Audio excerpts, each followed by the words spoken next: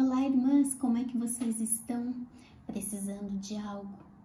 Talvez todas nós estejamos, sim, precisando de uma porção dobrada de esperança, paciência, proteção e tantas outras coisas, porque não temos vivido dias fáceis, não é mesmo? Mas é Deus quem nos dá tudo o que nós precisamos. Você acredita nisto? Realmente? Sente que Deus tem cuidado da sua vida? Olha, tem sido muito gostoso ler junto com as mulheres da ICE Bosque este livro, Incomparável, de Jim Wilkin. Ele fala dos atributos do nosso Deus, um Deus perfeito que, diferente de nós, não precisa de nada. Ele já sabe todas as coisas, está em todos os lugares, é soberano, eterno. E no capítulo 4, que nós vamos comentar rapidamente, a autora fala da autossuficiência do nosso Deus. Ele tem tudo em suas mãos e por isso pode prover. E o faz com fidelidade. Como é bom conhecermos cada vez mais o nosso Deus, a sua grandeza, em quem nós confiamos as nossas vidas. Não é mesmo? Ele é o nosso Deus provedor e não precisa de nada. A autora começa o capítulo falando que a energia do nosso Deus é própria e infinita, nunca precisa ser recarregada. Diferente de todo o resto que nós conhecemos, todas as criações feitas por mãos humanas, máquinas, precisam de energia e precisam ser carregadas. Nós mesmos, como máquinas humanas, precisamos também de combustível, água, alimento, o ar que respiramos, até o sono para recarregarmos, fora as necessidades espirituais, emocionais, não é mesmo? Mas o nosso Deus não precisa de nada e ainda assim Ele é amável. Veja um verso de Atos 17. O Deus que fez o mundo e tudo que nele existe, sendo Ele Senhor do céu e da terra, não é servido por mãos humanas, como se de alguma coisa precisasse, pois Ele mesmo é quem a todos dá vida, respiração e tudo mais. O nosso Deus não precisa de nada fora de si. Se tal coisa existisse e Deus precisasse dessa coisa importante, ela também seria eterna, porque teria existido para sustentar o nosso Deus em toda a eternidade. Mas não existe nada, o Senhor não precisa de nada, nem mesmo de nós. Ele nos ama, mas não precisa de nós. Veja, mesmo se nós não existíssemos, Deus continuaria pleno, completo, amado dentro da Trindade, Deus Pai, Filho e Espírito Santo. Então Deus não nos criou porque Ele queria companhia ou porque Ele estava querendo ser mais amado, adorado. Não, Ele já era pleno, mas mesmo assim Ele nos criou com toda alegria e nos ama infinitamente, mas não depende de nós.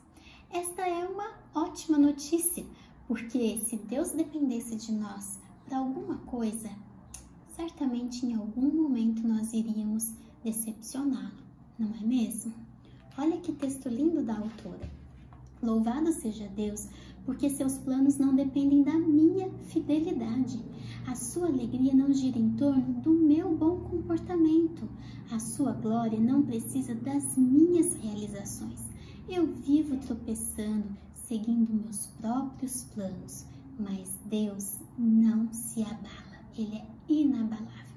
Vamos pensar o seguinte: se Deus precisasse de qualquer coisa fora dele mesmo, ele poderia ser controlado. Isso seria um limite, porque uma necessidade normalmente influencia as nossas escolhas. Até mesmo as pessoas são chantageadas por uma necessidade. Veja, a autora cita a ideia da fome. Nós precisamos comer, então quanto maior a fome, mais estamos dispostas a pagar caro por comida, não é mesmo? Se estamos num parque, num lugar que não tem muitas opções e vamos ficando com fome, acabamos cedendo a essa manipulação. A autora ainda dá mais um exemplo. Ela fala que uma necessidade, muitas vezes, tipo de chamar atenção, uma carência, pode nos levar a mudar a nossa forma de nos vestir, para chamar atenção, de falar.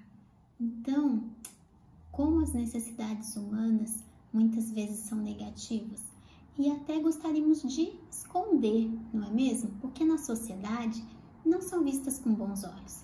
A sociedade gosta de valorizar a autonomia, a independência financeira, e quando algo nos falta, parece que somos fracassados, que isso não é um bom sinal. Mas até mesmo no meio cristão, quando nos falta às vezes recursos, saúde, as pessoas podem pensar, né, que isso é porque Deus retirou de sobre nós a sua bênção por causa de um pecado ou de uma falha da nossa parte. Mas será que é mesmo o pecado a causa das necessidades humanas? Não, não é.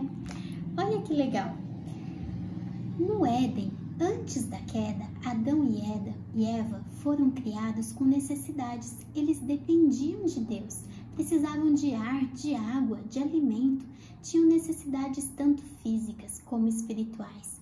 Isso antes do pecado entrar em cena, para que na sua insuficiência eles se voltassem para Deus como a fonte de tudo que é necessário e o adorassem. Mas ao invés disso, eles buscaram a autonomia. E aí houve a queda. Então, em Cristo, essa questão de dependência dele não é negativa. Nós não temos que ser autônomos ou autossuficientes. Pelo contrário, em Cristo, nós temos que buscar a santificação, que é cada vez um processo de depender mais ainda do Senhor. A autora nos deixa 4 reflexões para nós pensarmos se estamos vivendo realmente na dependência do nosso Deus o tempo todo. Primeiro, ela fala assim: será que eu estou sempre indo conversar com o Deus provedor de tudo em oração e espero a sua resposta, ou muitas vezes eu acho que me viro sozinha em alguns casos? Segundo, será que eu procuro lembrar de tudo que o Senhor já fez no passado, todos os seus benefícios para conosco, para trazer à memória aquilo que pode nos dar esperança? Ou muitas vezes a gente acaba ficando só reclamando mesmo? Será que eu procuro tirar lições das provações, aprender, não ser mais igual, não olhar só para as coisas terrenas, não é? Olhar para a eternidade, para os propósitos de Deus. Será que ao ouvir uma lição ou um sermão, ler a palavra, eu consigo fazer uma autoanálise das minhas atitudes? Ou fico sempre pensando que as mensagens são genéricas e servem mais para os outros do que para mim? Realmente, nós precisamos refletir se estamos dependendo desse Senhor que pode nos prover de tudo aquilo que nós precisamos. E a última parte desse capítulo, ela expande essa ideia, porque no começo, Deus já fala lá em Gênesis 2, que não é bom que o homem viva só. Então, ele nos criou como seres para o relacionamento, não para vivermos sozinhos. E no Novo Testamento, com a igreja, Deus nos fala também que devemos viver unidos em comunhão com esse corpo de Cristo, que é a igreja. E a autora então fala desta importância de nós estarmos em dependência de Deus e do corpo de Cristo, que nós não podemos viver sozinhos em constante estado de ansiedade e cansaço, porque não temos energia como Deus, energia própria, não é? Então ela nos chama essa atenção.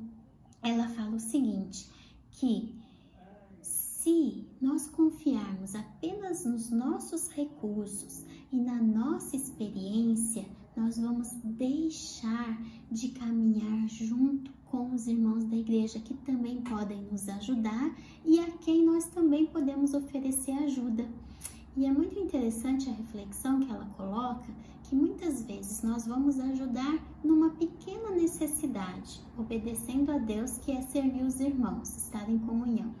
E essa pequena necessidade que nós fomos ajudar, seja um problema qual for, ele pode ser uma porta que vai abrir uma oportunidade para a gente falar de uma grande necessidade, que pode ser de Deus, espiritual, né? Com certeza de Deus.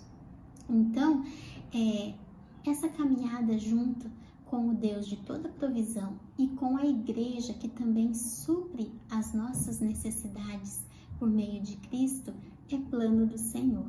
Terminando o capítulo, ela cita o verso de Filipenses 4,19, que diz assim: bem-aventurados aqueles que têm necessidades, e mais bem-aventurado é aquele que supre todas as nossas necessidades, de acordo com as suas riquezas em glória.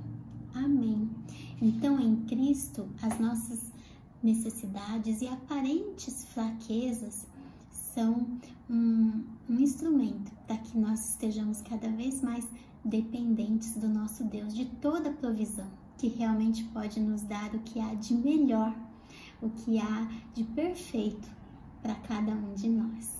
Então, que Deus nos abençoe com toda a sua provisão, com essa fé de que nós podemos sempre esperar nele e que logo nós possamos estar estudando juntas. Mas até lá, um beijo virtual muito grande para todas vocês, com carinho, e que Deus nos abençoe.